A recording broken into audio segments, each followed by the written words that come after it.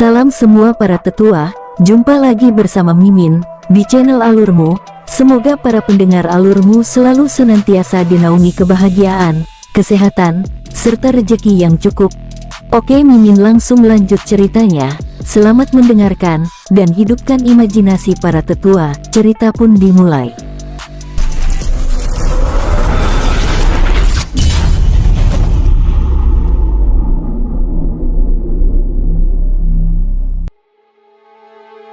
Tanpa menunda, kedua wanita tersebut lalu kembali masuk ke dalam kamar. Tiba-tiba tempat itu menjadi sunyi kembali. Sui Tiejun yang berada di belakang rombongan Husan terdiam mencoba memahami rangkaian peristiwa yang ada di hadapannya dengan penasaran. "Tuan, siapa kalian sebenarnya?" Husan yang sedang berdiri lalu mengarahkan pandangannya ke arah Sui Tiejun. "Kami adalah para pelayan penguasa muda King Ruo dan wanita bercadar itu adalah istrinya." "Tuan, lalu dari mana Anda sekalian berasal?" tanya Sui Tiejun.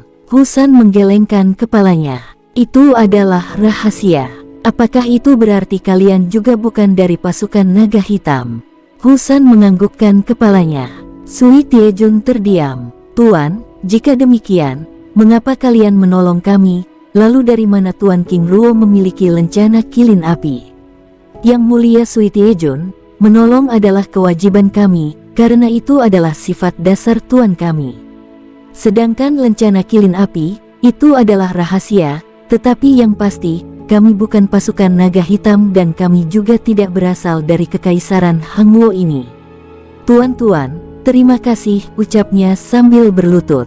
"Yang mulia, berdirilah. Jika Tuan kami datang dan melihat Anda berlutut seperti itu, maka dia akan sangat marah.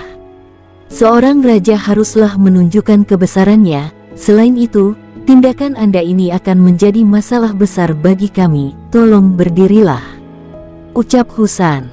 Baik Tuan. Sekali lagi terima kasih karena telah peduli dengan kesulitan kami," ucap sang raja sambil menangkupkan tangannya dengan hormat. "Yang mulia, itu tidak masalah. Kami merasa senang karena dapat membantu kota ini, tetapi kami sedikit khawatir karena Tuan kami selalu bertindak di luar nalar kami. Selain itu semua yang kami ceritakan sebelumnya adalah rahasia, dan hanya Anda sendiri yang mengetahuinya. Tolong jaga rahasia ini dengan baik." "Tuan, aku Sui Tiejun akan menjaga rahasia ini dengan nyawaku," ucap sang raja. "Yang mulia, silakan Anda pergi dan beristirahat. Kami akan berjaga di tempat ini." "Baik Tuan, jika Anda memerlukan sesuatu, Anda dapat menghubungiku." "Baik Yang mulia, terima kasih." Setelah berkata-kata dan pamit, Sui Tiejun lalu pergi meninggalkan tempat itu. Di tempat lain, Si Yi terus bergerak dengan kecepatan tinggi menuju sarang Guaiwu yang berada di hilir sungai Qizi. Matanya yang berwarna biru terus mengawasi aliran sungai itu dengan tajam. "Penguasa, sepertinya ada yang berbeda dengan sungai ini dari sebelumnya," ucap Si Yi. "Benar, pergerakan monster di bawah air tidak terlalu begitu kentara seperti sebelumnya. Itu berarti pasukan mereka telah banyak yang berkurang," balas King Ruo berpendapat. "Benar, tapi itu mungkin karena mereka tidak menyenangi cahaya sehingga mereka bergerak di dalam air." "Itu bisa saja. Semoga malam ini serangan mereka tidak sekuat seperti malam pertama hingga Husan dan yang lainnya tidak terlalu disibukkan." "Aku harap demikian," ucap Si Yi sambil terus bergerak. Menjelang malam, mereka tiba di sarang Guaiwu tersebut. Dari atas langit King Ruo dan Si Yi dapat melihat pergerakan mereka dengan jelas. "Penguasa, apa kita akan langsung menyerang?" tanya Si Yi yang terlihat sudah tidak sabar. "Si Yi, jangan gegabah. Walaupun saat ini kita telah mengetahui kelemahannya, tetapi tidak berarti kita harus menyerang. Kita harus mempelajari pergerakan mereka dengan benar sehingga dapat mengambil keputusan dengan tepat." "Baik penguasa," jawab Si Yi. Di atas langit di balik awan, King Ruo dan Si Yi terus memperhatikan pergerakan Guaiwu tersebut. Hingga menjelang pagi mereka telah melihat ada 7 gelombang pasukan yang keluar dari sarang tersebut. Dan setiap kali pergerakan itu muncul, King Ruo terus mengirim informasi tersebut pada Husan. "Si Yi, kembalilah. ucap King Ruo sambil membuka dunia jiwanya. Penguasa, apa yang Anda lakukan? Izinkan aku ikut bertempur bersamamu, ucap Si. Si, kamu sudah menggunakan banyak kekuatan untuk tiba di tempat ini. Membiarkanmu ikut bertarung itu sama saja aku membunuhmu. Kumohon kembalilah. Aku tidak sendiri dalam pertarungan ini, ucap King Ruo. Benar, ada kami di sini, ucap kedua kilin api yang keluar dari dunia jiwa King Ruo bersamaan. Huo Zoudao dan Huo Mingzi. Si Yi terdiam. Hatinya menolak tetapi dia tidak dapat berbuat apa-apa selain mengikuti perintah King Ruo. Huo Zoudao, Huo Mingzi. Lindungi penguasa muda, ucapnya sambil memasuki dunia jiwa. Kedua kilin api itu menganggukkan kepalanya. Setelah Si Yi memasuki dunia jiwa, King Ruo lalu menjelaskan rencananya. Huo Zoudao, Huo Mingzi. Kelemahan para monster ini adalah takut akan api dan cahaya. Aku akan memaksa mereka keluar dari sarangnya dengan mengaliri seluruh aliran sungai yang mendekati sarangnya dengan petir. Ketika mereka keluar itu adalah tugas kalian untuk menghancurkannya, ucap King Ruo menjelaskan. Baik penguasa, serahkan semuanya pada kami berdua. King Ruo lalu melepaskan mantra formasi untuk menyegel seluruh kawasan tersebut. Tetapi belum sempat kubah langit menyentuh permukaan air, kilatan cahaya melesat dari bawah air ke arah King Ruo. Duar, ledakan dahsyat menggetarkan langit. Serangan yang begitu kuat, ucap King Ruo terkejut.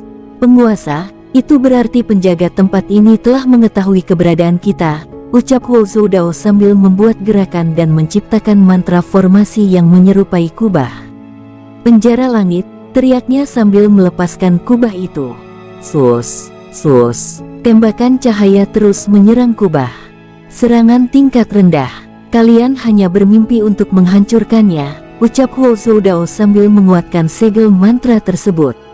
Kus, kubah seperti sangkar burung tersebut menutupi seluruh wilayah yang terdekat dengan sarang Guaiwu. Penguasa, sekarang, ucapnya. King Ruo lalu memanggil kekuatan petir. Trar, ledakan gelombang petir muncul dari langit. Semakin lama gelombang petir tersebut semakin besar lalu membentuk sebatang tombak petir. Sus, tombak petir itu melesat ke dalam sungai. Duar, ledakan dahsyat menghantam permukaan sungai Qizi. Bersamaan dengan itu, ribuan Guaiwu tingkat rendah hingga tingkat dewa keluar dari permukaan sungai dan menghindari serangan petir. Dengan segera, Huo Zoudao dan Huo Mingzi melepaskan semburan api hitam dan api ungu membakar para Guaiwu tersebut. Sebagian dari mereka yang dapat melarikan dirinya bergegas meninggalkan tempat itu, tetapi mereka terjebak oleh sangkar langit yang diciptakan oleh Huo Zoudao. King Ruo begitu bersemangat setelah melihat keberhasilan rencana mereka lalu meningkatkan kekuatan serangan tombak petirnya. Tombak petir sepanjang 25 meter itu terus mendapat serangan dari para Guaiwu. Para monster itu berusaha menghancurkan dan menyerangnya dengan beringas namun mereka justru tersengat dan terlempar. Para Guaiwu yang tidak tahan terhadap serangan petir memunculkan diri ke atas permukaan air tetapi langsung disambut dengan semburan api ungu dan api hitam. Keberadaan tombak petir yang berada di dalam air itu begitu mengusik ketenangan para monster tersebut. Semakin lama semakin banyak mereka yang memunculkan diri ke atas permukaan. Duar, ledakan dahsyat terus bergema dengan hancurnya tubuh para Guaiwu tersebut sehingga mulai mengubah permukaan sungai Qizi menjadi berwarna merah. Tiba-tiba permukaan sungai Qizi yang berwarna merah itu bergejolak dahsyat dan memunculkan pusaran air yang begitu luar biasa. Sus! Muncul 5 ekor monster Guaiwu tingkat dewa langit menatap King Ruo dengan tajam. Manusia keparat, kalian telah mengusik keberadaan kami. Teriaknya murka. Penguasa, ternyata mereka bisa berbicara. Ucap Huo Zoudao terkejut. Aku juga tidak menyangka bahwa mereka dapat berbicara, jawab King Ruo sambil terus melepaskan serangan petir pada permukaan sungai Qizi. Kelima Guaiwu itu begitu murka karena diacuhkan oleh King Ruo. Bajingan bangsat, pergi dan tinggalkan tempat ini. Teriaknya dengan suara keras. King Ruo bahkan tidak menggubris mereka, bahkan mulai mengaliri kekuatan petir abadi pada tombak petir tersebut. Salah satu di antara monster tiba-tiba melesat menyerang. Tubuhnya yang begitu besar bahkan tidak mempengaruhi pergerakan dan kecepatannya. Monster tersebut membuka mulutnya dengan lebar dan berusaha menelan King Ruo, namun tiba-tiba 7 cahaya kemasan melesat ke dalam mulut tersebut dan menembus tubuhnya. Whoosh! Duar! Tubuh monster tersebut terjatuh ke dalam air dan tenggelam. 7 pisau cahaya Shen Guang lalu kembali dan mengitari tubuh King Ruo. Manusia bangsat, kau bahkan telah membunuh salah satu jenderal utama kami. Apakah kamu yakin dapat melawan kami? Aku telah membunuh ratusan hingga ribuan dari kalian. Aku bahkan telah mendatangi tempat ini, lalu mengapa aku harus takut? Panggil semua pasukan kalian itu, ucap King Ruo dengan nada sengit. Keempat jenderal Guaiwu tersebut terdiam. Di sisi lain, ratusan Guaiwu yang terus muncul ke atas permukaan sungai terus mendapat semburan api hitam dan api ungu, di mana Huo Zoudao dan Huo Mingzi terus bergerak dan menghancurkan tubuh monster tersebut. Permukaan sungai Qizi kini semakin pekat oleh darah. Selain itu, ribuan mayat Guaiwu terus mengapung. Kekuatan dan serangan kita terbatas pada siang hari. Apakah kita harus mengulur waktu hingga pada malam hari? Ucap salah satu jenderal Guaiwu tersebut. Itu adalah hal yang tidak mungkin, karena belum saja menjelang siang, kita sudah terbunuh hingga ribuan, balas jenderal lainnya menjawab. Lalu apakah kita akan memanggil pangeran? Atau yang mulia raja? Sepertinya kita tidak memiliki pilihan. Keempat jenderal Guaiwu itu berbincang-bincang dengan bahasa mereka. Tiba-tiba permukaan sungai Qizi yang berwarna kemerahan itu bergejolak, lalu membentuk pusaran air raksasa. Seekor Guaiwu dengan tubuh yang tidak terlalu besar keluar dari pusaran air tersebut. Di sekitar tubuhnya, terdapat 7 tombak air yang berdengung dan mengitari tubuhnya. Manusia bangsat, kau sungguh lancang telah membunuh rakyatku, ucap Guaiwu yang baru muncul itu. Hahaha, apakah kamu mengatai dirimu sendiri? Aku bahkan hampir tidak percaya jika monster seperti kamu mengatakan hal yang demikian. Seharusnya kamu sadar diri, kalianlah yang memulai perang ini dengan membantai ras manusia yang berada di sepanjang sungai Qizi, jawab King Ruo santai. Tutup mulutmu. Jangan memutar-balikan fakta, teriak monster tersebut. Dasar ikan kurap, tutup mulutmu yang bau itu, kugoreng kau dengan minyak bekas. Teriak King Ruo sambil melepaskan tembakan pisau cahaya Shen Guang. Duar, ledakan dahsyat bergema saat 7 pisau cahaya Shen Guang beradu dengan ke-7 tombak air. Guaiwu tersebut terdorong hingga beberapa meter. Pangeran. Keempat jenderal Guaiwu itu menghampiri monster kecil tersebut. Huo Mingzi, baik penguasa. Tiba-tiba puluhan tombak api berwarna kehitaman menyerang pangeran dan keempat jenderal monster ikan tersebut. Duar, suara ledakan bergema saat serangan tombak api hitam beradu dengan serangan para Guaiwu tersebut. Tubuh sang pangeran terlempar dengan ditembus ke-7 pisau cahaya Shen Guang. Tiba-tiba desingan siulan yang begitu keras bergema dengan munculnya pusaran air raksasa. Pria tua dengan tubuh bersisik menatap King Ruo dengan tajam lalu melesat meraih tubuh sang pangeran yang kini terlihat sekarat dengan darah yang terus keluar dari tubuhnya. Pria tua tersebut berusaha menyembuhkannya tetapi gagal, karena luka tersebut tidak bereaksi sama sekali saat dialiri dengan kekuatan penyembuhan. Tidak lama berselang akhirnya sang pangeran itu pun mati. Tidak, teriaknya dengan keras sambil menyelimuti tubuh monster kecil itu dengan kristal air. Di sisi lain, King Ruo, Huo Zoudao dan Huo Mingzi terus menyerang para Guaiwu yang telah melancarkan serangan besar-besaran pada mereka. King Ruo bahkan tidak lagi menyerang sungai Qizi dengan tombak petir, karena para monster itu telah keluar dan menyerang dengan sendirinya.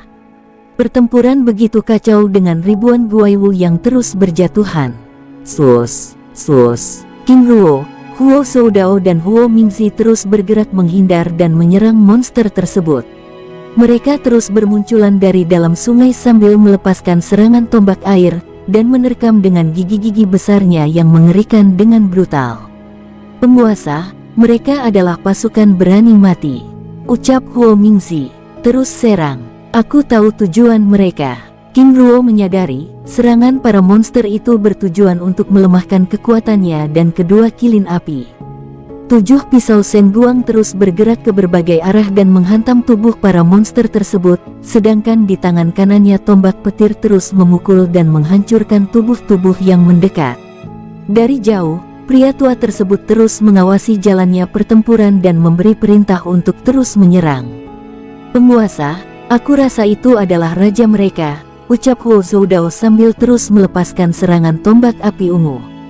Aku rasa demikian. Bahkan tingkat kultivasinya begitu luar biasa. Kalian berdua jangan menggunakan kekuatan penuh, kita bunuh saja para monster yang menyerang, ucap King Ruo. Baik penguasa, jawab Huo Zoudao dan Huo Mingzi bersamaan. Menjelang siang serangan itu sama sekali tidak berkurang, bahkan jumlahnya semakin bertambah banyak, sehingga membuat King Ruo mulai sedikit kelelahan. Aku ingin melihat sampai di mana batas kekuatan kalian, ucap pria tua tersebut. Aku juga ingin melihat seberapa banyak pasukan yang kalian miliki, tantang King Ruo sengit. Haha, kalian benar-benar mencari mati. Kami dari awal tidak pernah takut mati. Raja bodoh, apakah kamu sengaja membiarkan rakyatmu mati di tanganku? Manusia keparat, siapa yang kau katakan bodoh itu? Tentu saja kamu, siapa lagi? Raja bodoh dan dungu, raja yang mengorbankan rakyatnya, yang hanya bisa berkoar-koar. Jika kamu kuat, tunjukkan kehebatanmu itu. Sungguh raja lemah yang hanya berani bermain keroyokan. Haha, kau terlalu banyak bicara anak muda. Kau tidak akan bisa memprovokasiku. Raja lemah yang hanya bisa memerintah, lemah seperti putranya yang tewas hanya karena serangan tunggalku. Wajah pria tua itu memerah, dan emosinya mulai terpancing. Kalian ras manusia memang menyebalkan. Dari awal, kalianlah yang memulai perselisihan ini, ucap sang raja marah. Tua bangka, jangan banyak alasan, apalagi mengalihkan pembicaraan. Selama ini kalian telah menyegel wilayah sepanjang aliran sungai Qizi dan membantai ras manusia selama ratusan tahun. Siapa yang lebih bersalah dalam hal ini? Jika lemah, akui saja. Pria tua tersebut terdiam. Kalian ras manusia benar-benar tidak tahu diri dan serakah. Jelas-jelas kalian yang mendatangi wilayah sungai Qizi yang merupakan wilayah kekuasaan kami. Kalian bahkan bermukim dan mendirikan kota serta membunuh rakyatku. Jika kau bijaksana, mengapa tidak membuat perjanjian damai, tidak dengan cara seperti ini? Merasa memiliki kekuatan lalu ingin berkuasa, meneror dan membunuh ras manusia sepanjang tahun, bahkan menganggapnya sebagai ladang ternak. Jangan suka mencari alasan dan melempar kesalahan pada orang lain, ucap King Ruo dengan sengit. Wajahnya semakin memerah, karena setiap kali bicara, selalu dijawab oleh King Ruo dengan sengit. Bajingan, aku akan membunuhmu, teriak sang raja yang semakin marah.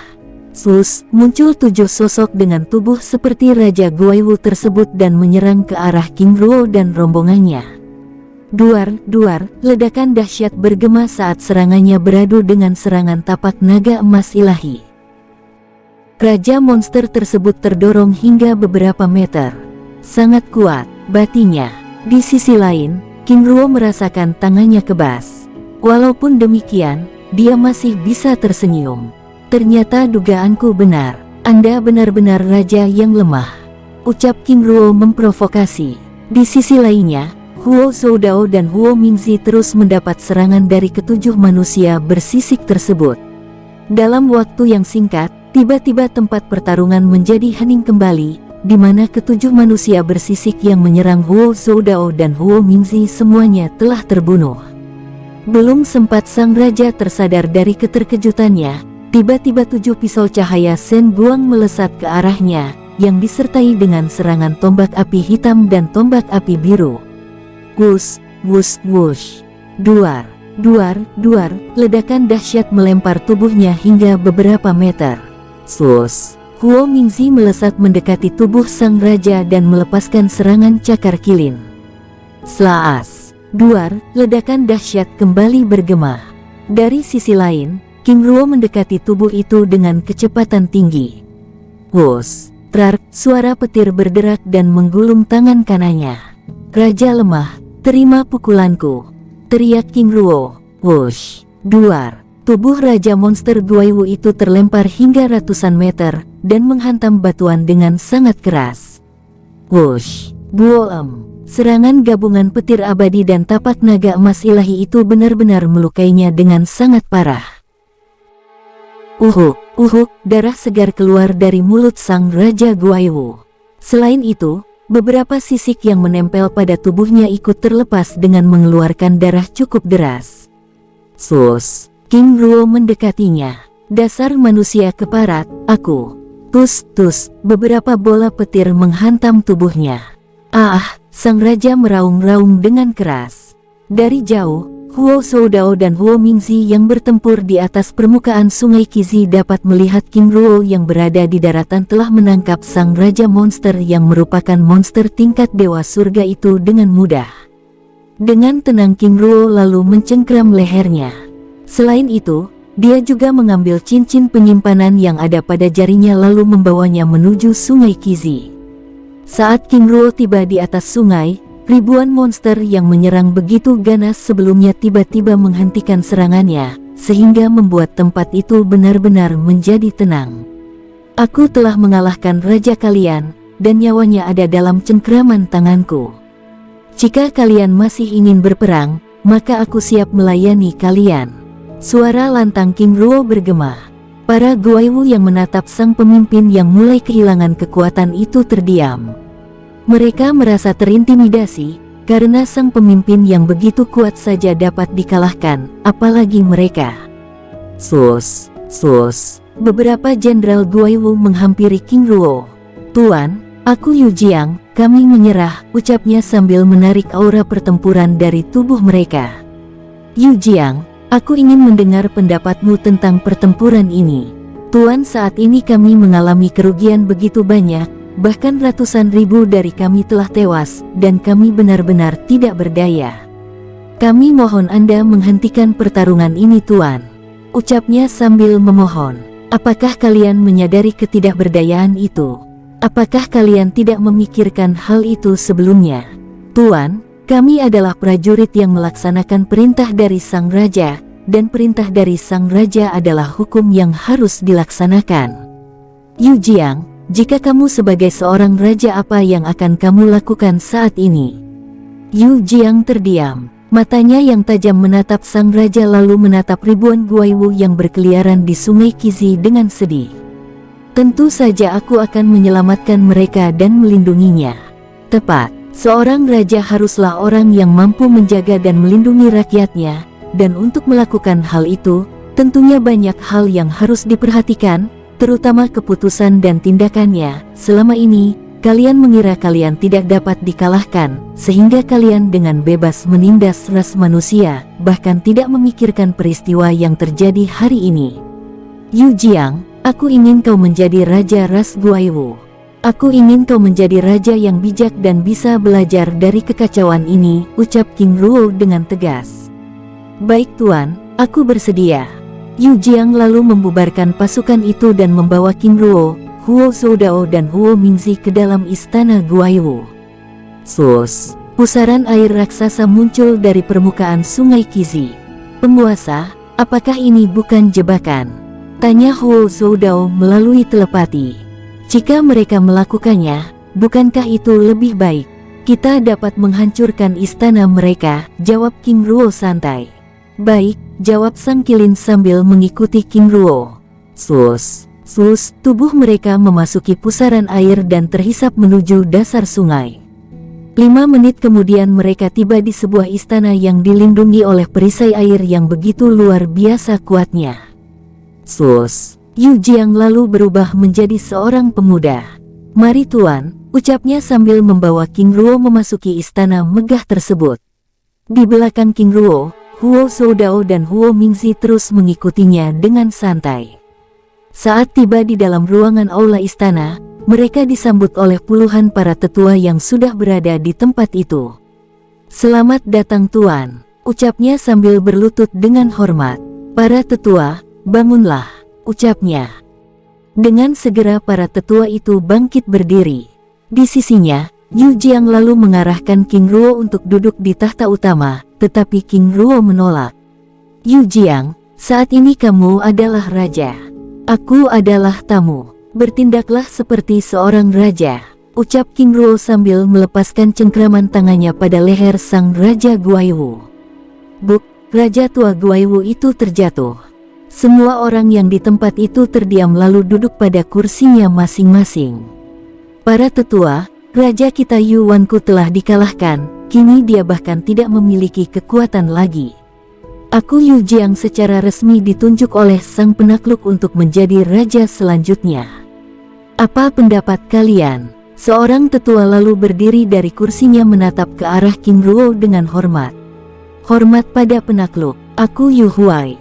Jika boleh kami tahu, dengan siapa kami berbicara, Tuan? Ucapnya bertanya. Hormat pada tetua Yu Huai. Aku King Ruo, jawab sambil menangkupkan tangannya. Baik, Tuan King Ruo, terima kasih telah mengampuni kami dan menunjuk Jenderal Yu Jiang sebagai pemimpin ras Guaiwu. Jika kami boleh tahu, apa alasan Anda memberikan pengampunan dan mendatangi tempat yang hina ini? King Ruo tersenyum kecut sambil menatap Yu Wanku yang terdiam. Pertama-tama, tentu ingin mengetahui tempat kalian berada, dan aku tidak menyangka jika kalian dapat berubah menjadi manusia. Adapun alasan yang paling penting adalah, aku ingin meluruskan masalah yang telah terjadi selama ini. Tetua Yu Huai, jika aku adalah King Ruo yang dulu, mungkin tidak akan ada pengampunan, tetapi saat ini aku terikat dengan sumpah dan tanggung jawabku untuk menjaga perdamaian di benua teratai biru. Ruangan itu begitu senyap, yang terdengar hanya suara King Ruo yang terus berkata-kata. Para tetua, pengampunan itu karena aku menghormati kalian sebagai penguasa Sungai Kizi, sedangkan kami ras manusia adalah kelompok baru yang berdiam diri di wilayah kekuasaan kalian, dan aku memberi muka. Tujuanku jelas, aku ingin kalian menyudahi permusuhan dengan ras manusia yang ada di sepanjang aliran Sungai Kizi ini, supaya dapat hidup berdampingan kembali. Terlepas dari permusuhan yang telah terjadi, kita sama-sama mengalami kerugian, dan aku tidak ingin kerugian itu terus berkepanjangan, ucap King Ruo tegas. Tuan King Ruo, kami juga menginginkan perdamaian tetapi kami berada di bawah kepemimpinan Yu Wanku, dan kami benar-benar tidak berdaya, jawab seorang tetua. Tuan King Ruo, kami menerima usulan Anda ini dan kami sangat menyetujuinya. Aku sangat senang dan lega mendengarnya, ucapnya sambil tersenyum dengan lepas. Tuan King Ruo, mulai hari ini tidak akan ada penyerangan ras Guaiwu pada manusia lagi, dan kami pun juga menginginkan hal yang demikian, ucap Yu Jiang. Tentu, aku akan menyampaikan kabar baik ini, tapi sebelum itu aku juga yang bertanya karena berdasarkan penyelidikan orang-orang dari kerajaan Bianyuan, kalian telah membawa mayat manusia itu ke tempat ini, apa yang kalian lakukan pada mayat itu? Semua orang di dalam ruangan itu terdiam lalu menatap ke arah Yu Wanku. Jika demikian aku mengerti. Aku ingin kalian mengurusnya setelah aku pergi dari tempat ini. Baik Tuan, jawab Yu Jiang. Yu Huai lalu mengeluarkan sebuah bola kristal berwarna hitam lalu mengiris telapak tangan yang meneteskan darahnya pada bola kristal itu lalu diikuti oleh yang lain. Tuan King Ruo, ini adalah bentuk perjanjian yang kami berikan pada ras manusia, bahwa kami tidak akan menyerang ras manusia lagi, ucapnya sambil menyerahkan bola kristal tersebut. Para tetua, terima kasih, ucap King Ruo sambil menerima bola kristal hitam tersebut. Tuan King Ruo, apakah ada hal lain yang ingin Anda sampaikan? Tanya Yu Jiang. Aku ingin kalian ras Guaiwu bersama ras manusia yang berada di aliran Sungai Kizi ini sama-sama membangun kekuatan untuk menjaga perdamaian, ucap King Ruo. Baik Tuan, kami mendengar, jawab para tetua tersebut dengan hormat. Tuan, jika kami boleh tahu, dari mana Anda berasal? Tanya Yu Huai dengan hormat. King Ruo terdiam. Tiba-tiba Huo Mingxi berbicara. Apakah itu penting? Jika Anda tidak ingin memberitahu kami juga tidak apa-apa. Penguasa muda King Ruo adalah pewaris tunggal tahta klan Dewa Luo. penguasa wilayah selatan daratan ilahi, ucap Huo Zoudao tegas. Apa? Yu Huai dan para tetua yang ada di dalam ruangan itu tiba-tiba berdiri dari kursinya lalu berlutut di hadapan King Ruo. Hormat pada penguasa muda, ucap mereka bersamaan. Para tetua tersebut bahkan tidak ada yang berani mengangkat kepalanya. Yuanku yang terduduk di tengah ruangan akhirnya menyadari alasan kekalahannya. Selain itu, Yu Jiang dan Yu Huai serta semua orang yang ada di dalam ruangan itu juga akhirnya memahami alasan kekalahan Yuanku.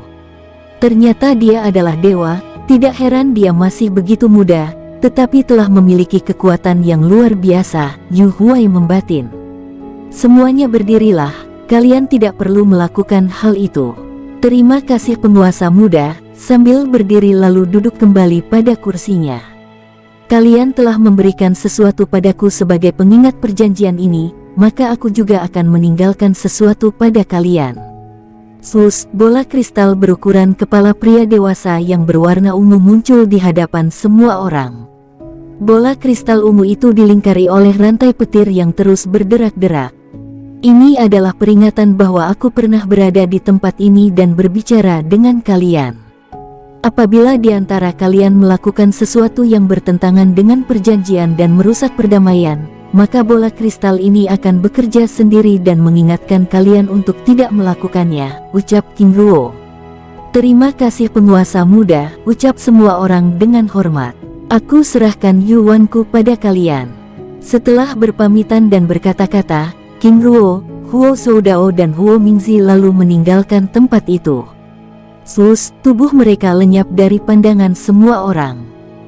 Setelah King Ruo dan kedua bawahannya meninggalkan tempat itu, Yu Jiang dan semua orang akhirnya dapat bernafas dengan lega. Mereka benar-benar tidak pernah menyangka bahwa seorang pemuda yang didampingi dua kilin api berbentuk manusia itu merupakan seorang dewa. Melihat kekejaman yang dilakukan oleh ras mereka membuat Yu Huai dan yang lainnya merasa malu atas pengampunan tersebut. Di mana mereka bahkan tanpa ampun dan belas kasihan terus membantai ras manusia di sepanjang aliran sungai Qizi. Walaupun mengalami kerugian yang begitu luar biasa dengan terbunuhnya ratusan ribu prajurit, Yu Jiang dan para tetua yang ada di dalam ruangan itu juga merasa bersyukur atas pengampunan King Ruo. Cukup lama mereka terdiam, dalam keheningan itu tiba-tiba Yu Huai membuka pembicaraan. Yang mulia, apa yang akan kita lakukan pada Yuanku? Para tetua, kesalahannya hampir memusnahkan kita, tetapi dia tetaplah raja. Aku ingin dia menjalani sisa hidupnya di dalam rumah tahanan. Baik, itu adalah keputusan yang tepat, lagi pula dia telah kehilangan kultivasinya. Tugas kita saat ini adalah membersihkan kekacauan ini terlebih dahulu, dan memperbaiki kerusakan yang ada, serta mengobati mereka yang terluka. Setelah itu, baru kita lakukan pembenahan.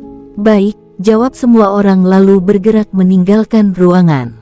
Di tempat lain, 200 meter dari sungai Qizi, Sus, King Ruo muncul bersama dua makhluk langit yang sangat luar biasa di sisinya. Huo Zoudao, Huo Mingzi, kalian berdua kembalilah ke dalam dunia jiwa. Tapi penguasa, kami tahu bahwa Anda saat ini begitu lelah. Biarkan kami berdua membawamu kembali ke kota Bianyuan. Huo Zoudao, Huo Mingzi, tenanglah, masih ada Si. Selain itu aku tidak ingin keberadaan kalian diketahui oleh banyak orang, masuklah, ucap King Ruo. Baik penguasa, balas mereka berdua. Bersamaan dengan perginya Huo Zoudao dan Huo Mingzi ke dalam dunia jiwa, Si Yi muncul di atas langit dengan tatapan mata yang berbinar-binar. Penguasa, apakah Anda berhasil mengalahkan mereka? Si Yi bertanya. Tentu, jawab King Ruo sambil naik ke atas punggungnya. Sambil bergerak, mereka berdua lalu berbincang-bincang dengan santai. Di kota Bianyuan, King Ling didampingi Hu Libai, Su Xia dan Su Lai duduk di dalam kamarnya. Wajahnya yang cantik menatap para pelayannya dengan tenang. Apakah sudah ada kabar dari Husan dan yang lainnya? Tanya King Ling. Belum ada penguasa putri, bahkan saat ini mereka sedang memulihkan diri serta berjaga di depan kamar. Su Xia menjawab dengan hormat. Tidak henti-hentinya kedua pelayan itu menatap wajah King Ling yang terlihat tenang dan damai itu. Saudari Zia, ternyata nyonya kita ini sangat cantik. Tidak heran dia terus menggunakan cadar ketika di luar, ucapnya berbicara melalui telepati. Benar, aku rasa kecantikannya akan menjadi masalah jika dilihat oleh orang-orang jahat, jawab Suzia. Suzia, Sulai, apa yang sedang kalian diskusikan? Tanya Hulibai tiba-tiba. Saudari Hulibai, kami. Katakanlah. Saudari Sulai baru saja mengatakan bahwa penguasa putri sangat cantik, jawabnya jujur. King Ling yang mendengar jawaban itu tiba-tiba tersenyum kecil sambil menggelengkan kepalanya. Terima kasih telah menghiburku. Kalian berdua juga sangat cantik, ucapnya tulus. Ketiga pelayan tersebut terus berbincang-bincang dengan santai sambil berusaha menghibur King Ling supaya dapat berpikir tenang. Menjelang malam tiba-tiba kilatan cahaya kemasan memasuki kota Bianyuan. Sus, pemuda tampan muncul di depan kamar yang dijaga oleh Husan dan yang lainnya. Penguasa, ucap mereka sambil berlutut dengan hormat. Kalian berdirilah. Senang melihat kalian baik-baik saja. Kami juga senang penguasa, jawab Jin Han. Husan lalu mengirim pesan giok jiwa pada Hulibai supaya keluar dari kamar sambil membawa Sulai dan Suzia. Tidak lama berselang, ketiga pelayan wanita itu keluar dari dalam kamar. Penguasa, silakan masuk, ucapnya sambil membuka pintu kamar. Huuf, King Ruo menghembuskan nafas panjang sebelum memasuki kamar itu. Di dalam kamar tampak wanita cantik dengan mata berbinar-binar menatap kedatangannya. Kakak Ruo, ucap King Ling sambil menghamburkan diri dan memeluk King Ruo dengan erat. Istriku, aku, suamiku, melihat dirimu kembali saja aku sudah senang, ucap King Ling memotong perkataan King Ruo sambil mengeratkan pelukannya dan terdiam dalam hening saling melepaskan kerinduan, terlebih King Ling yang sangat khawatir sebelumnya. Di depan pintu kamar, Husan serta para bawahan lainnya kini akhirnya dapat bernafas lega dengan senyum kebahagiaan yang terpancar di wajah mereka. Saudara sekalian, silakan kalian istirahat dan memulihkan diri.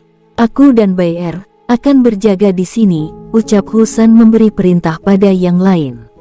Tapi, apa kita tidak berjaga-jaga dan mempersiapkan diri? Aku takut para Guaiwu itu akan menyerang, jawab Jinsei dengan wajah khawatir. Saudara Jinsei, kamu seperti tidak mengenal penguasa muda saja. Dia tidak akan pernah kembali jika pekerjaannya belum tuntas, dan aku yakin para Guaiwu itu telah ditaklukkan, ucap Husan. Benar, ucap Jin Han menimpali. Tiba-tiba King Ruo keluar dari dalam kamar. Kalian semua beristirahatlah. Besok kita akan melanjutkan perjalanan kita. Selain itu, jangan lupa kabari Sui Tiejun, katakan bahwa kota Bianyuan sudah aman, dan sampaikan padanya untuk mengumpulkan penduduk kota di halaman istana besok pagi, ucap King Ruo. Baik penguasa, jawab mereka bersamaan lalu meninggalkan tempat itu. Setelah semua pergi, King Ruo lalu memasuki kamar dan melanjutkan istirahatnya. Dan Mimin geser ceritanya. Di aula istana kota, Sui Tiejun dan para jenderal serta para menteri begitu gelisah. Yang mulia, ini sudah menjelang malam, tetapi mereka masih belum bergerak. Apa yang harus kita lakukan? Tanya jenderalnya. Sui Tiejun terdiam. Dirinya bahkan tidak bisa menjawab pertanyaan itu. Dengan tingkat kultivasi yang lemah, serta minimnya kekuatan membuatnya begitu berharap pada Husan dan yang lainnya. Tetapi memaksa Husan dan rombongannya adalah sesuatu yang salah. Dalam pertempuran beberapa hari itu mereka dengan jelas dapat melihat kekuatan yang dilancarkan oleh Guaiwu semakin kuat, bahkan Husan dan yang lainnya begitu kelelahan. Yang mulia, apakah mereka juga tidak lagi berniat menolong kita? Ucap sang jenderal. Hush, jenderal, jaga ucapanmu, ucap Sui Tiejun kesal. Saat mereka sedang berbicara, tiba-tiba Husan dan yang lainnya tiba di dalam ruangan itu. Tuan, apakah kita akan segera bergerak? Tanya Sui Tiejun sambil berdiri dari kursinya menyambut kedatangan Husan dan rombongannya. Yang mulia, mulai malam ini kota Bianyuan sudah aman. Silakan Yang Mulia dan yang lainnya beristirahat, ucap Husan. Tuan, apakah? Tenanglah, para monster ikan itu tidak akan menyerang lagi. Yang Mulia, besok pagi kumpulkan semua rakyat di halaman istana. Baik Tuan, ucap sang raja. Baiklah kalau begitu, kami akan kembali untuk beristirahat, jawab Husan lalu meninggalkan ruangan itu. Setelah Husan dan rombongannya pergi, aula istana itu menjadi gaduh. Tenanglah, aku yakin informasi yang diberikan oleh mereka sebelumnya dapat dipertanggungjawabkan, ucap sang raja. Yang Mulia, apakah Anda yakin? Aku begitu heran mengapa kalian mempertanyakan hal itu. Selama ini, apakah kalian tidak melihat pengorbanan mereka? Ucap sang raja dengan nada keras. Kali ini tidak ada yang berbicara. Bahkan para jenderal yang terlihat ragu tersebut hanya bisa berusaha mempercayai kata-kata itu. Jenderal, sampaikan pada prajurit serta penduduk kota bahwa malam ini kota Bianyuan sudah aman. Ucap sang raja memberi perintah. Baik Yang Mulia. Tidak lama kemudian satu persatu mereka meninggalkan ruangan itu. Akhirnya, ucap Sui Tiejun menghempaskan nafasnya, lalu meninggalkan ruangan itu. Di tempat lain, di dalam kota Bianyuan, para penduduk kota masih berjaga. Mereka merasa tidak yakin dengan informasi yang baru saja mereka terima. Walaupun demikian, sebagian dari mereka ada yang telah beristirahat dan menenangkan diri. Mereka semua berharap informasi yang diberikan oleh prajurit itu benar dan bukan sekedar janji dan bualan belaka. Di tempat lain, di dalam kamar, King Ling terbangun dari tidurnya dan mendapati dirinya masih dalam pelukan sang suami. Matanya yang indah menatap wajah sang suami yang tertidur sambil memeluknya. Sayang, tidurlah, aku tidak akan meninggalkanmu, ucap King Ruo sambil mengeratkan pelukannya. Kita akan melanjutkan perjalanan besok pagi, sebaiknya tidurlah, ucap King Ruo sekali lagi. Baik kakak, ucap King Ling lalu memejamkan matanya kembali. Pagi hari, halaman istana kota Bianyuan kini mulai dipenuhi oleh penduduk kota yang terus berdatangan memenuhi tempat itu. Halaman yang sangat luas itu bahkan hampir sudah tidak dapat menampung mereka. Di atas panggung telah hadir Sui Tiejun, para jenderal dan menteri kerajaan. Di wajah mereka terpancar kebahagiaan, karena setelah sekian lama mereka hidup dalam rasa khawatir akhirnya mereka bisa beristirahat dengan tenang. Sambil menunggu mereka yang belum datang, Sui Tiejun berbincang-bincang dengan santai dengan para jenderal dan menterinya. Semoga ketenangan dapat kita rasakan sepanjang waktu, ucap sang jenderal. Aku harap demikian, ucap Sui Tiejun. Di halaman istana, tampak para penduduk begitu penasaran. Walaupun demikian, tidak ada satupun di antara mereka yang bertanya. Tidak lama kemudian Husan beserta rombongannya muncul di tempat itu. Tuan-tuan, silakan duduk. Sui Tiejun mempersilakan dengan hormat. Yang Mulia, apakah tuan kami belum datang? Tanya Husan. Belum tuan, lagi pula ini masih terlalu pagi, dan kita juga masih menunggu mereka yang belum datang, jawab Sui Tiejun. Tidak lama kemudian, King Ruo dan King Ling muncul di tempat itu yang langsung disambut oleh Sui Tiejun dengan hormat. Tuan, Nyonya, silakan duduk, ucapnya sambil mengarahkan King Ruo dan King Ling duduk pada kursi yang telah disediakan. Tidak perlu Yang Mulia, langsung saja, ucap King Ruo menolak dengan ramah. Baik tuan, para penduduk kota Bianyuan, hari ini ada beberapa informasi penting yang ingin disampaikan oleh Tuan King Ruo. Mohon kerjasamanya untuk tetap menjaga ketenangan.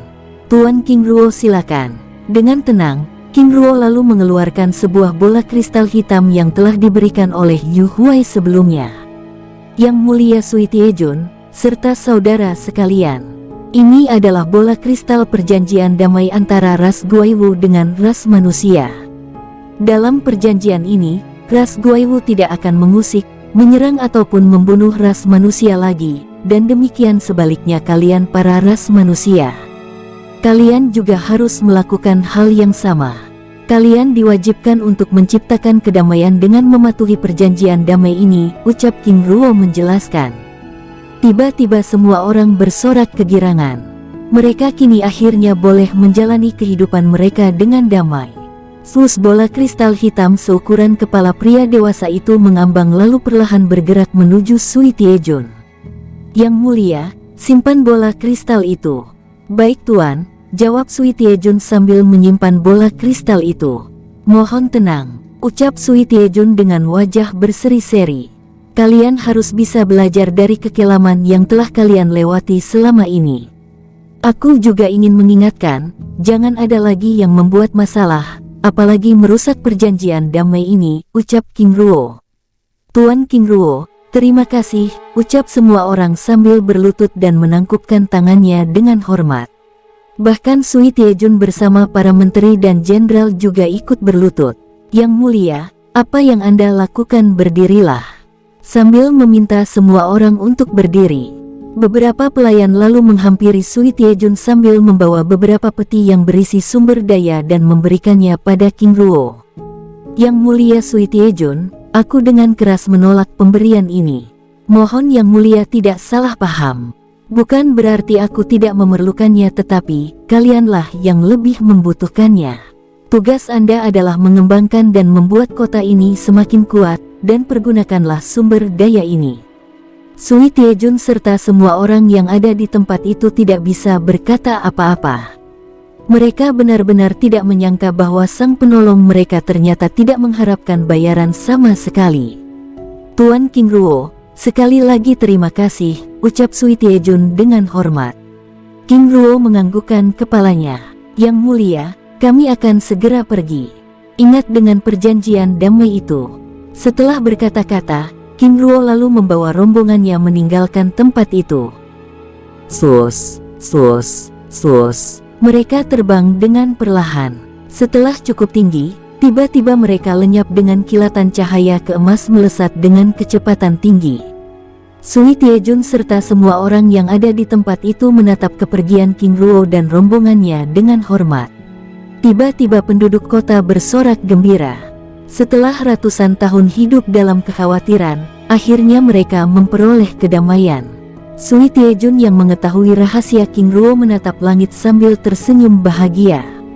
Terima kasih penguasa muda, ucapnya lalu berdiri dari kursinya. Mulai hari ini, sebagai ucapan syukur atas kebebasan kita, maka pihak istana akan mengadakan perjamuan besar-besaran hingga 3 hari ke depan. Ucap Sui Tiejun dengan suara lantang. Kata-katanya langsung disambut dengan suara gembira penduduk kota. Di atas langit, King Ruo terus bergerak dengan santai. Setelah meninggalkan kota Bianyuan sejauh 7 km, tiba-tiba Si Yi muncul di hadapan mereka. Satu persatu mereka melompat ke atas punggung ular putih bersayap itu. Si Yi, berangkat. Baik penguasa. Perisai transparan muncul lalu melindungi semua orang yang ada di atas punggungnya. Si Yi mulai bergerak dengan tenang. Semakin lama kecepatannya semakin meningkat. Tubuh besarnya membelah angin dengan kecepatan tinggi. Penguasa, kami sangat penasaran bagaimana Anda mengalahkan Guyawu itu, tanya Sieba. King Ruo dengan tenang mengeluarkan bola kristal kenangan dan menembakkan beberapa tetes darahnya. Muncul rangkaian peristiwa yang terjadi di sarang Guyawu.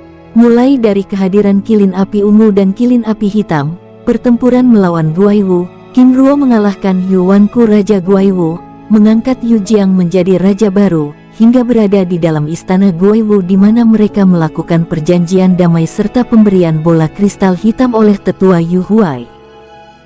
Kristal kenangan itu bergetar lalu rangkaian peristiwa yang terjadi berakhir.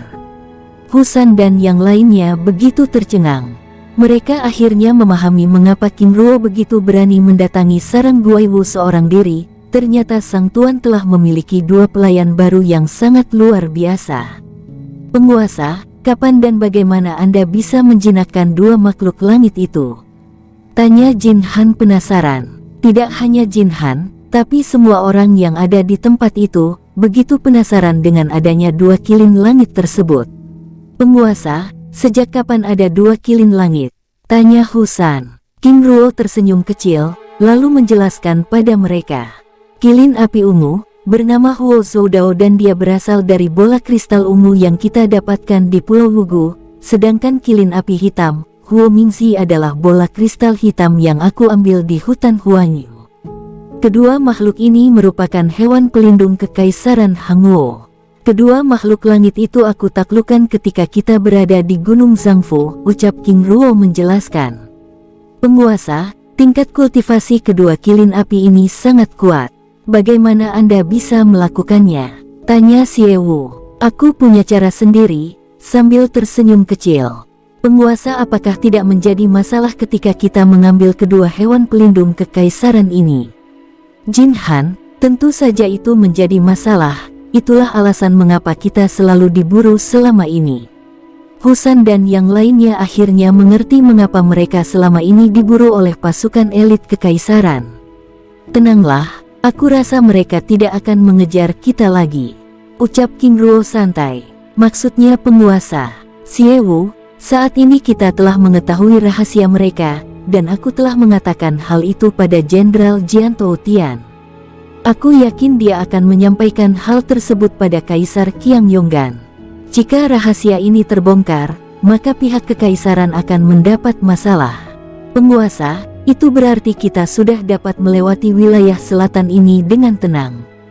Aku rasa demikian, dan aku akan mengujinya di kota Donghua. Baiklah, sekarang kalian dapat beristirahat. Baik penguasa, ucap mereka. Tanpa terasa, 3 hari kemudian, Xi Yi menghentikan pergerakannya. Penguasa, di depan kita ada kota besar, ucap Xi Yi. King Ruo yang sedang berkultivasi membuka matanya lalu mengeluarkan peta. Kita telah tiba di kerajaan Donghua. Xi Yi, kembalilah ke dalam dunia jiwa dan pulihkan diri. Kami akan memasuki kota, ucap King Ruo. Baik penguasa, balas Xi Yi. Setelah Xi Yi memasuki dunia jiwa, King Ruo membawa rombongannya turun dari langit 500 meter dari gerbang kota. Kota Donghua merupakan sebuah kota berbenteng yang begitu luas. Luas kota itu bahkan 4 kali lipat dari kota Perak. Dari jauh, terlihat ratusan prajurit bersiaga memegang busur panah berdiri di atas tembok kota. Setelah turun dari langit, King Ruo lalu membawa rombongannya bergerak menuju gerbang kota itu. Penguasa, sepertinya ada yang tidak beres, ucap Tu Hai. Aku rasa demikian, tapi kalian semua tetap tenang, balas King Ruo sambil memberikan lencana perak kilin api pada Husan dan Jin Han. Penguasa, ini, untuk berjaga-jaga, simpanlah. Baik penguasa, tapi bagaimana dengan Anda? King Ruo lalu menunjukkan lencana emas kilin api yang diambil dari cincin penyimpanan Jenderal Jin Song sebelumnya. Dari jauh, prajurit yang melihat kedatangan rombongan itu lalu meningkatkan penjagaan mereka. Setelah berjalan cukup lama, King Ruo dan kelompoknya lalu tiba di gerbang kota. Tuan, apakah kalian dari kelompok yang sama? Tanya sang komandan dari atas tembok kota. Benar, jawab King Ruo dengan tenang. Tuan, pihak kerajaan membatasi jumlah orang. Sang komandan terdiam saat Husan tiba-tiba menunjukkan lencana perak kilin api. Semua prajurit yang ada di tembok kota itu terdiam, bahkan sang komandan lalu turun dengan tergesa-gesa menghampiri King Ruo dan rombongannya. Tuan, silakan masuk, ucapnya sambil memberi perintah pada prajurit untuk membuka gerbang kota. Tuan-tuan, selamat datang di kota Donghua. Aku Lin Yu, ucap sang komandan memperkenalkan diri dengan hormat. Terima kasih komandan, tapi kami tidak ingin keberadaan kami diketahui oleh banyak orang. Baik tuan, tapi apakah tuan perlu pendampingan? Terima kasih komandan, kami rasa itu tidak perlu. Baik tuan. Lin Yu lalu mempersilahkan King Ruo dan rombongannya memasuki kota. Setelah King Ruo dan rombongannya memasuki kota, beberapa komandan yang baru datang di tempat itu lalu menghampiri Lin Yu. Komandan Lin Yu, mengapa Anda membiarkan mereka masuk? Bahkan telah melebihi jumlah yang telah ditetapkan pihak kerajaan. Lin Yu menghempaskan nafas panjang. Mereka adalah kelompok yang tidak boleh kita usik. Maksud Anda komandan, mereka adalah pasukan elit kekaisaran. Apa, komandan, apakah mereka utusan dari kekaisaran? Aku tidak tahu. Sudahlah, Kebetulan juga kalian sudah datang, kembalilah berjaga. Aku akan mengawasinya. Para komandan yang baru datang itu lalu mengambil alih tugas penjagaan yang ditinggalkan oleh Lin Yu. Di dalam kota, King Ruo dan rombongannya terus melangkahkan kakinya dengan tenang. Kehadirannya sebagai kelompok asing dengan jumlah banyak menarik perhatian para penduduk. Saudara, apakah aturan dari pihak kerajaan telah berubah? Aku rasa tidak, karena selama ini tidak ada pengumuman atau informasi baru lainnya mengenai hal itu. Lalu mengapa bisa demikian? Saudara, aku juga tidak tahu, jawab yang lainnya. Penguasa, sepertinya mereka membicarakan keberadaan kita, ucap Husan. Benar penguasa, dan itu masalah aturan kerajaan. Apakah pihak kerajaan membatasi jumlah orang memasuki kotanya? Ucap Jin Han menimpali. Biarkan saja, lagi pula kita tidak membuat masalah, jawab King Ruo santai. Dari jauh, Lin Yu terus mengawasi pergerakan King Ruo dan kelompoknya. Semakin dalam mereka memasuki kota, maka semakin banyak prajurit yang berlalu lalang dan melakukan penjagaan dengan ketat di tempat itu. Penguasa, apakah telah terjadi sesuatu di kota ini? Tanya Jin Han. Aku rasa demikian. Penguasa, apa kita tidak akan beristirahat di kota ini? Aku rasa tidak perlu, karena masih ada kota Bing Songjian dan kota Shouzi yang akan kita lewati. Setelah itu baru kita memasuki wilayah Kekaisaran Dong. Baik penguasa. Tiba-tiba King Ruo dan rombongannya dihentikan oleh satu regu prajurit yang sedang melakukan penjagaan di tempat itu. Tuan-tuan, tolong tunjukkan identitasnya. Komandan, kami telah mendapatkan pemeriksaan di pintu gerbang. Apakah hal itu diperlukan lagi? Tanya Husan. Tentu tuan, ini adalah aturan yang telah ditetapkan oleh pihak kerajaan. Saat Husan ingin menunjukkan lencana perak kilin api, Lin Yu yang terus mengawasi mereka tiba-tiba datang menghampiri. Saudara, itu tidak perlu melakukan pemeriksaan lagi, karena mereka telah mendapat pemeriksaan dariku, ucapnya sambil menghampiri kelompok itu.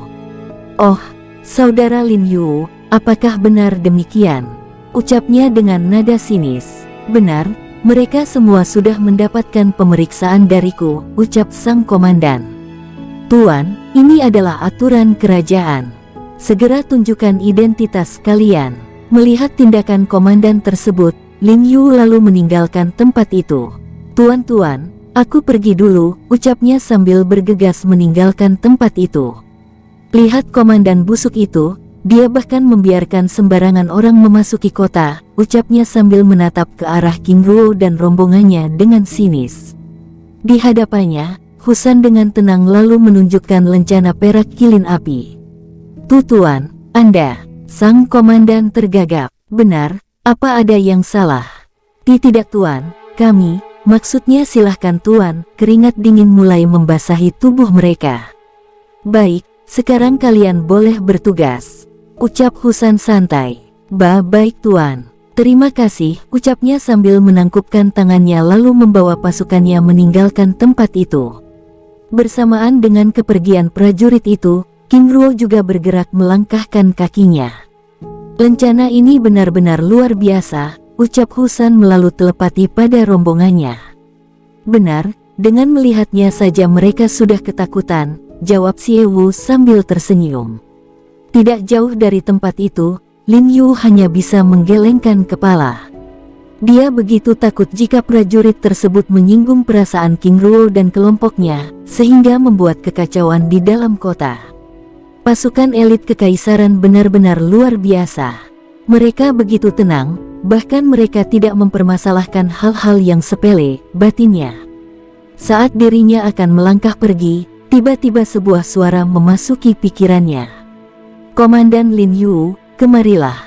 Lin Yu yang akan segera pergi begitu terkejut saat mendengar suara itu dan melihat King Ruo menatap ke arahnya. Oh tidak, batin sang komandan dengan keringat dingin sambil menghampiri King Ruo. Tuan, ada yang bisa saya bantu? Tanya sang komandan. Komandan, bisakah Anda menemani perjalanan kami menuju gerbang timur? Ucap King Ruo. Baik tuan. Tuan-tuan, apakah Anda sekalian bukan utusan kekaisaran? Tanya Komandan Lin Yu memberanikan diri. Kami hanya sekedar lewat. Apa telah terjadi sesuatu di wilayah ini? Tanya Kim Ruo. Benar Tuan, kota ini sedang melakukan pemulihan, jawab sang komandan. Maksud Anda Komandan? Tanya Kim Ruo lagi. Tuan, kota Donghua baru saja pulih dari kekacauan.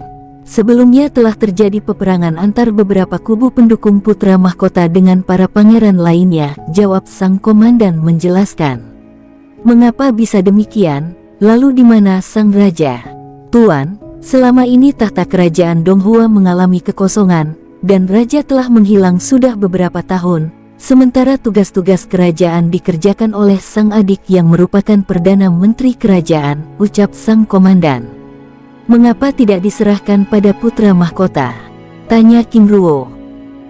Tuan, putra mahkota baru berusia 5 tahun, itulah alasan mengapa tugas itu diberikan kepada Perdana Menteri, ucap sang komandan. Lalu mengapa ada perebutan kekuasaan antar pangeran? Tanya Husan penasaran. Lin Yu mendesah panjang. Itu karena raja memiliki banyak selir. Sebelum ratu melahirkan putra mahkota, para selir telah terlebih dahulu melahirkan putra mereka. Tuan, mohon bantu kami, ucap sang komandan. Komandan, kami saat ini sedang menjalankan misi dan hanya sekedar lewat serta mengawasi keadaan kota. Untuk menangani masalah ini bukan kami, tetapi pejabat kekaisaran, jawab Kim Ruo. Tapi Tuan, kami sudah menunggu begitu lama kehadiran pejabat dari ibu kota kekaisaran, tetapi satu pun tidak ada yang datang. Mengapa bisa demikian? Tuan, kami juga tidak tahu. Tetapi selama ini kami selalu mengirim utusan untuk melaporkan masalah ini dan meminta keterlibatan kekaisaran untuk menenangkan suasana, tapi mereka tidak pernah kunjung datang. Tuan tolonglah. Apa yang harus kami lakukan? Bukankah suasana telah membaik? Tuan, itu hanya terlihat di permukaannya saja, apalagi pada siang hari, tetapi tidak pada malam hari. Kota ini begitu mencekam di mana riak-riak kekacauan masih terjadi. Penduduk kota bahkan hidup dalam kekhawatiran. Pihak kerajaan telah mengalami kerugian yang begitu besar dan telah mengeluarkan banyak biaya untuk masalah ini, jawab sang komandan menjelaskan. Kim Ruo terdiam. Perjalanannya untuk pergi ke makam waktu di kota Wanbao Sijian sepertinya akan sedikit tertunda. Saat ini dirinya dalam posisi yang sulit karena telah menggunakan lencana perak kilin api. Tuan, tolonglah kami. Jika bukan pihak kekaisaran siapa lagi, kalau masalah ini tidak segera diselesaikan, aku takut pihak kekaisaran akan melepas kota ini, dan itu sama saja menjadikan kota ini ladang pembantaian, karena kekuatan lain akan menggunakan kesempatan itu untuk melakukan penyerangan, ucap Komandan Lin Yu memohon. Kim Ruo terus berpikir, jika dirinya mengacuhkan masalah ini, itu sama saja dia membiarkan kekacauan terjadi, sedangkan dirinya terikat dengan tugasnya sebagai pelindung benua teratai biru yang diharuskan untuk tidak mengabaikan masalah yang ada. Tetapi semakin lama dia berada di kota ini, maka semakin lama dia meninggalkan jantung benua, terutama wilayah barat. Kim Ruo tiba-tiba menghentikan langkahnya. Komandan Lin Yu, bawa aku menuju istana kota, ucap Kim Ruo. Bersambung, sampai ketemu di episode selanjutnya. Semoga kalian semua selalu terhibur, dan terima kasih.